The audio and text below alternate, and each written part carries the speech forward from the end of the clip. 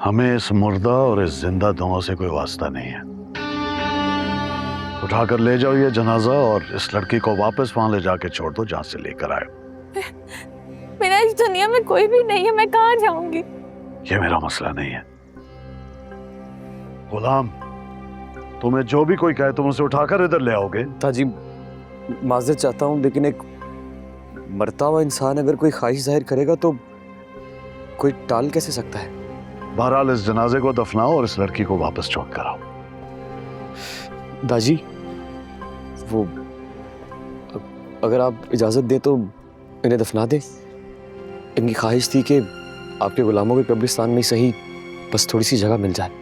इसे जगह दो, और वो भी अपनी जमीन सुंदरगढ़ में। नामुमकिन, सवाल ही पैदा नहीं होता। ऐसे लोगों पर सुंदरगढ़ की खाक भी हराम है। सोचता होगा जीते जी सुंदरगढ़ नहीं आ सका तो मरने के बाद ही सही। पागल समझा हुआ है जहादात को। ले जाओ इसे, कहीं और जगह ना मिले तो सहरा में फेंक दो, ताकि यहां के चीले और कौवे को नोच कर खाएं। इतनी नफरत मेरे बाबा से। उन्होंने तो कभी किसी का कुछ नहीं बिगाड़ा, फिर आपका ऐसा क्या नुकसान कर दिया कि आपको उनकी लाश का भी लिहाज नहीं? देखो लड़की, हम जिंदा लोगों से नफरतें निभाते हैं।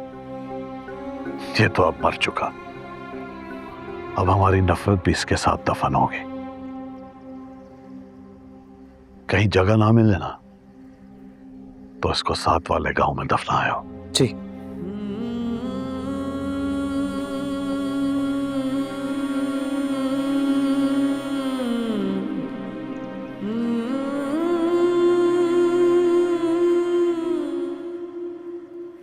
साहबजान जी, कुछ चाहिए था आपको? नहीं, खातिर तवाज़ो के लिए तो हर चीज़ मौजूद है, लेकिन तुम्हारी नंद कहीं नज़र नहीं आ रही मुझे। अब अपनी नंद का क्या कहूँ मैं, उसने तो खुद को कमरे में बंद कर लिया हुआ है। क्या? लेकिन क्यों?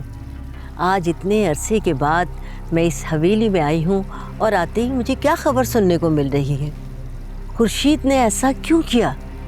इस क्यों का जवाब तो हम भी कई सालों से तलाश कर रहे हैं। हो सकता है उसे कोई गम लग गया हो। ऐसे कैसे वो खुद को कमरे में बंद कर सकती है? पढ़ी लिखी है वो। ज्यादा पढ़ लिख लेने से ही उसकी अकल ने काम करना छोड़ दिया। और आप सब ये मेरी बेटे की कामयाबी की खुशी में क्या कहानियां ले बैठे। इससे मेरा दिल घबराना शुरू हो जाता है। आप पाशा से नहीं मिली? चाहे जाके उससे मिले, मुबारकबाद दें। आपका भी तो बेटा है वो।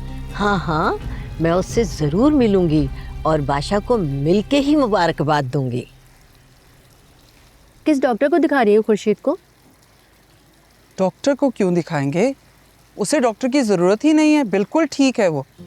बस उसने खुद ही अपना ये हाल बनाया हुआ है। कई साल पहले उसे देखा था तो अच्छी भली थी, अब पता नहीं उसे क्या हो गया है।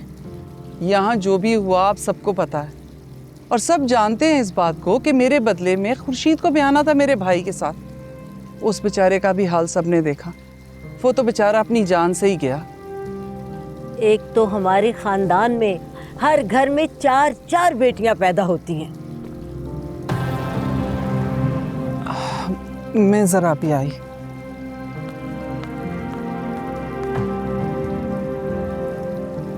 सरकार, मेहमानों को छोड़ के आप कहाँ चले गए?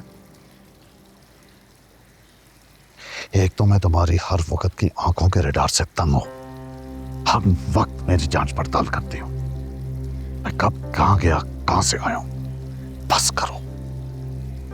मैं तो बस क्या?